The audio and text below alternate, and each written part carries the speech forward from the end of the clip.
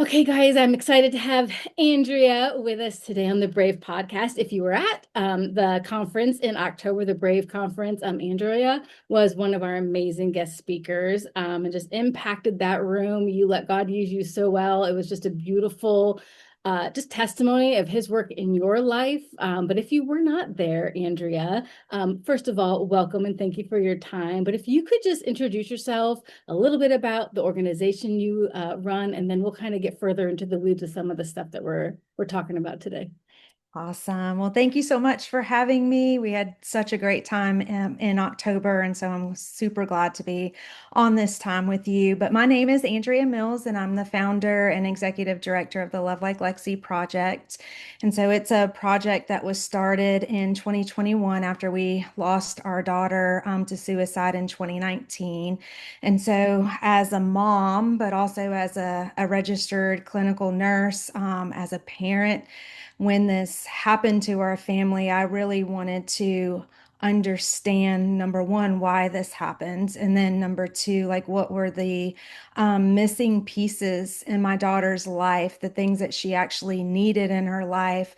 And so through that journey of trying to answer those questions and receiving the answers to those questions, that's what really allowed the Love Like Lexi project to be born. And so we partner, of course, with schools, we partner with churches, with organizations to really bring awareness around suicide, around mental health, but also to equip students, to equip parents and teachers and leaders in churches with the things that we didn't know as parents.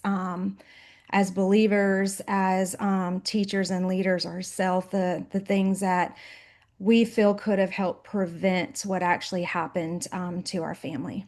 Yeah, yeah. And I've heard you speak, and obviously anybody can visit your website and get, the full video. You have a beautiful, video about your daughter, and just kind of the journey that you've taken and you using the worst day of your life to bring the gospel forward, which is a beautiful testament to how strong the Holy Spirit is in your life and the life of your family. So what are some things, as you look back, and for those who have not heard you speak before, talk a little bit about Lexi, because she wasn't, I know you've said before, we might have an ideal, right? Like, Right. and when someone does take their life, you're like, well, I mean, I could see that coming, and that was not this. So tell me a little bit about your daughter. Oh, yes. So she was 18 years old, senior, full of life, president of her class, homecoming queen, a star athlete. She had so many friends, was very active in her youth group at church, just joyful. She was a joyful child. And so, as a nurse, especially as a nurse, I really had thoughts of what, just like you said, what suicide, that someone would make this decision, what they would look like, the Yeah. stigma, I guess you could say. And so when this happened, and Lexi didn't have those signs that typically were educated on that somebody would have, it really threw me personally on a, I mean, it just, I don't even have the words to describe how much we were blindsided Mhm. by this, because she was the opposite of everything on paper, Yeah. of somebody that would make this decision. And so she had the friends, she had the community, she had the faith, but I didn't realize the open doors that were in her life that I didn't even know were open doors until after all of this happened. And so I really feel called to help others know what those open doors are and to know how to close them, and also how Yeah. to fight as well. Yeah, and you've said before that they just put you on a journey almost of like of research, like Yes. how because I think anybody listening to this, whether a parent or not, it's like, well, now I'm a little freaked out. If there's no signs, like if all the typical signs weren't there, like, what is it? And I think sometimes we do have to understand the spiritual warfare surrounding our families, especially the next generation. Right. I know you talk about it more, in the conference, especially if people listen to that about why, and that there was definitely an identity crisis happening in some Right. part, Right. which we can all go through. So it's kind of the perfect storm started Yes. to form in your home. And led to this. So you talk about open doors. What are some of the things that you have learned now that looking back, you're like, there were some open doors and here's what I've learned just in your journey. Right. One of the open doors is the main topic that we're going to be talking about on this podcast is music, Mhm. and the role that it plays, but not just music, anything that enters in through our eye gates and through our ear gates, and how those are our open doors, not just spiritually, but also like scientifically, like research wise, like it's proven by science, but also by our Bible spiritually. So it actually affects both. And I think that was one of the biggest revelations that I had was how much the things that are in the Bible that the Bible says can actually be proven by science as well. Yeah. And then also, so that was one of the open doors. And the other open door was that I never really helped her to know how to navigate through mistakes and failures. Mm, I didn't even know that she had a fear of not being able to fail. mhm, And so I think one of the open doors is our children not really knowing what they're rooted in, and not just like identity in Christ, but are they rooted in a fear not to fail? Are they rooted in a relationship? Are they rooted in their grades? And so that open door of us not really understanding what her identity was rooted in, what she was drawing her significance from, allowed the enemy to be able to come in and really offer false identities, false things for her to hang on to, false meaning of significance, I guess you could say. mhm. Um, that was one. And then another open door is our community. And if you don't have, it's okay. It's great to have community, but your inner circle has to be guarded and it has to be protected. And if you have even just one or two people whose values and morals are not aligned with yours, and they're going in a different direction than you, and those are the people that have access to your heart, how much it can really um, cause conflict, how it can actually cause just disunity and anxiety. Like if you look up the word anxiety in the dictionary, the literal definition is to be pulled apart. And Jesus really modeled that for us. Like he had his 12 disciples, he had his community, but his inner circle, Peter, James, and John, those were the only ones that he brought in on certain things in his life. And so I would have really helped her on how to know who should be in her inner circle and who shouldn't.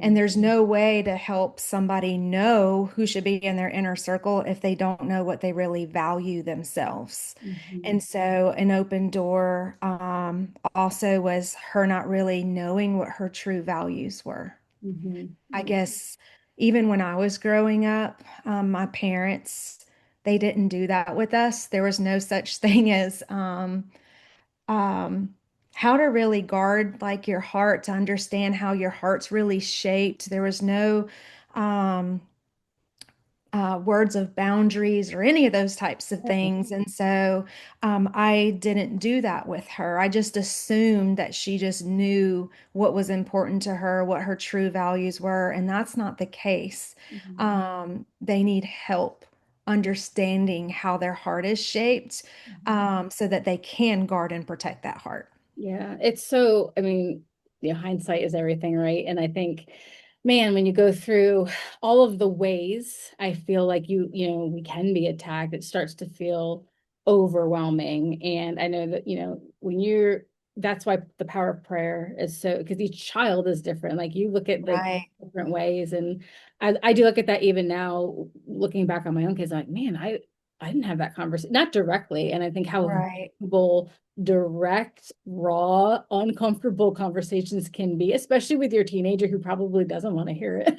But Yes. like, how valuable to show, like, this is what happens with your heart. Like, the things you listen to, the things you put in your community, all of those things, they piece together. If they're done well, they piece together a fortress. And if they're done Right, poorly, right, it's everything broken. right. It's so, so critical. So um I know in kind of as you were researching, you mentioned before that you were really surprised that science was actually kind of backing up the biblical principles of especially music. So can you give us a Yes. couple of examples of some things that you were like, I didn't even know this could be scientifically proven? Hey all, we just wanted to take a quick break in our interview with Andrea to bring to you the Postcard Chronicles. These are available on our site at amberjjohns.com. These are anonymous postcards that we have gathered from all of our small group and Brave workshops where we've allowed girls and young women to write in their hard questions. We've taken those postcards and we've created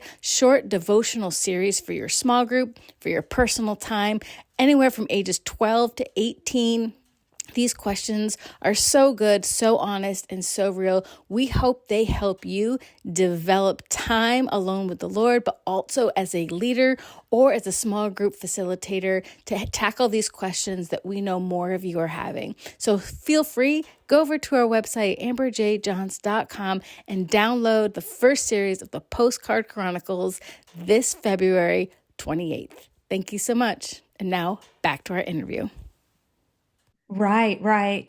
Well, first, when I first started doing the research on this, is when I realized how much music holds a very special place, not in just us as adults' lives, but also in our youth's lives. Like it is one of the number one things that they turn to when they're hurting, when they're struggling, when they are trying to find a sense of identity. It's music. Mhm. And so that is the thing that they often turn to. And so research shows, though, that music has a profound influence on not just our emotional development, but our overall well being.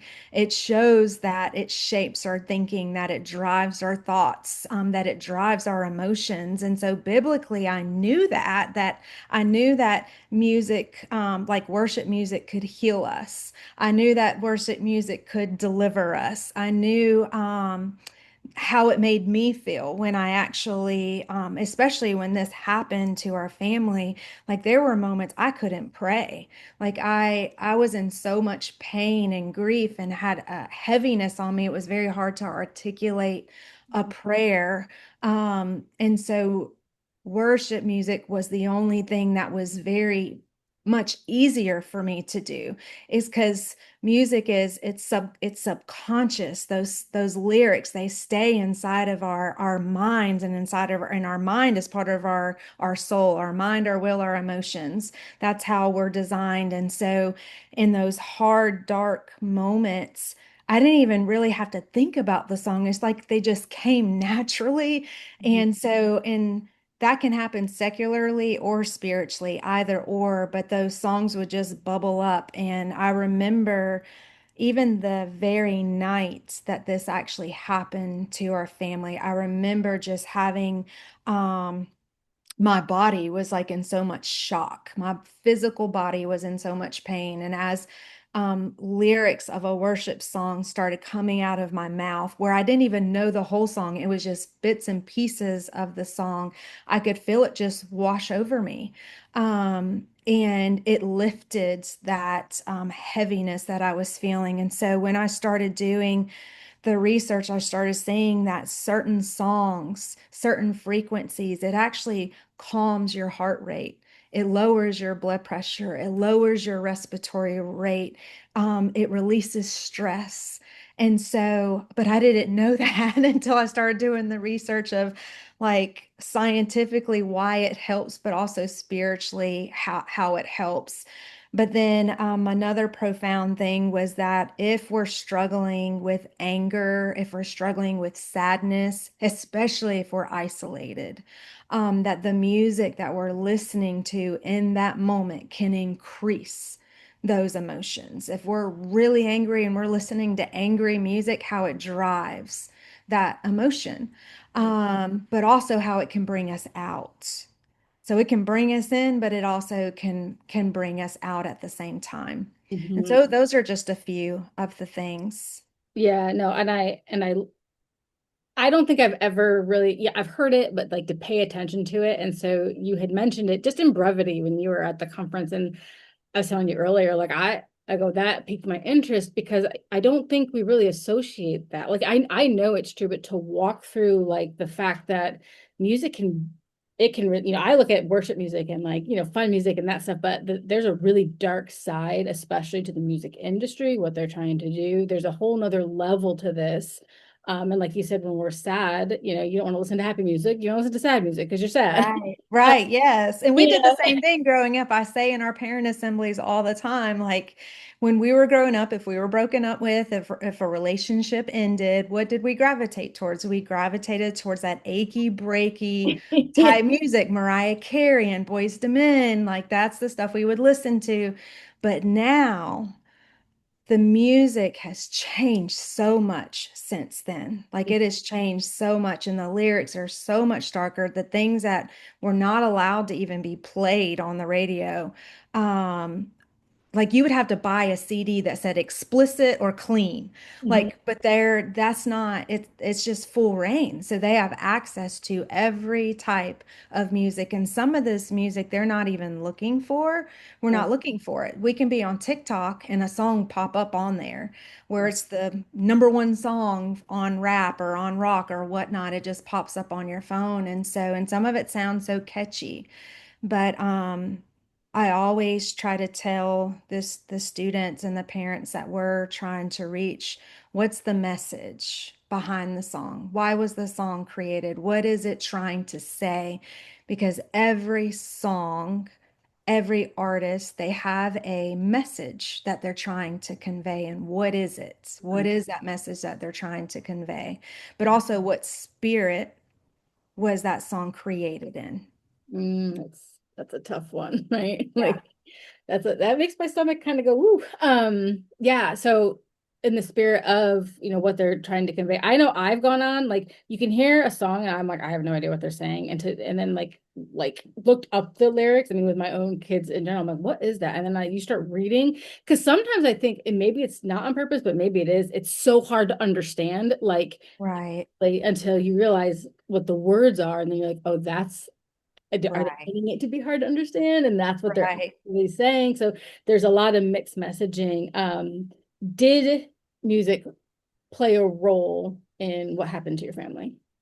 I believe that it did. I believe not just the music, but also the shows Mm, and the movies, entertainment in general. Um, had access to her heart and her mind. And so I remember, and I didn't even know at the time, but I remember a couple weeks before this actually happened to our family, walking in to her room and she had her laptop and she was watching a show.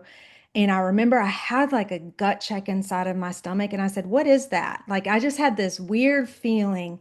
And I wish that I would have like dug in right then and there and did the research behind the show, but I didn't. I just trusted that she wouldn't watch those types of things. And so, but the show was called 13 Reasons Why. And not until after this happened did I didn't watch all the episodes, but I did watch some of them and I could see where that was an open door. And so, and some of the songs and stuff that were on her playlist were songs that if you ruminates where you're having these thoughts over and over and over again, you kind of just they become like a pattern and how destructive that actually could be.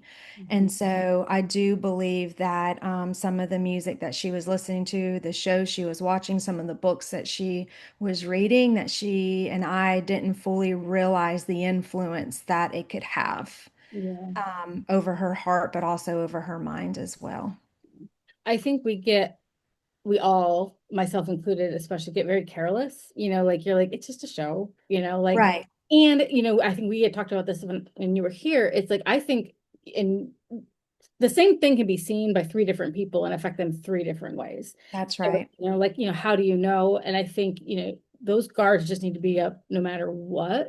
Right. Do you have anything that you're like, look at, like, I know it can affect different things, but there's just some absolutes that you've got to be looking for. There's absolutes in like just stay away. Like if you were to sit with a group of parents now and you're like, this might seem crazy to you, but these are the things that it might seem over the top to your teenager, but what would you safeguard against? Um, Number one, them having access to that explicit music. I Mhm. mean, if they're under 18 years old, like after this happened with our family, we put Covenant Eyes on our son's phone. And not until then did we even realize the music that was on his phone. Because the images that pop up, like one of the songs was like the little peep candy that you have at Easter time, that little marshmallow looking thing. Yep. It looks so like kitty, I guess you could say. But the whole album, the whole list of songs were all from somebody that already just died by suicide. And it was all the music he produced right before he took his life. And that was the stuff he was listening to. And I saw the change in his behavior. I saw the mood change. I saw just the darkness. But this time I knew what I was looking for when before I didn't. Mhm. And so, and it was very hard because he was very angry with me when I put that app on his phone. But I told him, I'm going to protect you until you can protect yourself. And Mhm. until you're able to make those decisions on your own and be able to protect your own heart and your own life, it's my responsibility to do it for you until you can. And right now, this shows me that you can't because this is the stuff that you're allowing to be poured into you. And so I think that was one thing was just having that on the phone so that I knew what he was actually pulling up because some of the stuff I didn't know was bad until Covenant Eyes told me. And so because it looks so they're just so creative with the way they create these shows, the icons and all of that type of stuff. But that would be one. The others that have a time limit where the phone can't be in their room all by themselves after a certain time. Because even if you have the most wonderful child in the whole world, there are things on there that are looking for your child. Like you don't even have to be searching that stuff. It's looking for them. It's trying to find a way to get into their phone, to show up in a commercial, to just show up with a link on there. And so I think just guarding and protecting their night hours when they're more vulnerable as at nighttime they're not around their friends or typically not around us, they're in their room, they're by themselves, and that's when a lot of times these things can come in and really start shaping their hearts, really start shaping their minds too. We are going to use this moment to take a pause in our interview with Andrea Mills and the Love Like Lexi Project. We're so thankful for all of you who are listening and encouraging us by liking and subscribing to the podcast. We're so thankful for that. Before our next episode airs next Wednesday, we drop at midnight for the second part of our interview with Andrea Mills and how music plays a role in our mental health after her daughter, Lexi, took her own life and the role that music played in that decision. We hope you will join us next week, Wednesday, midnight. See you then.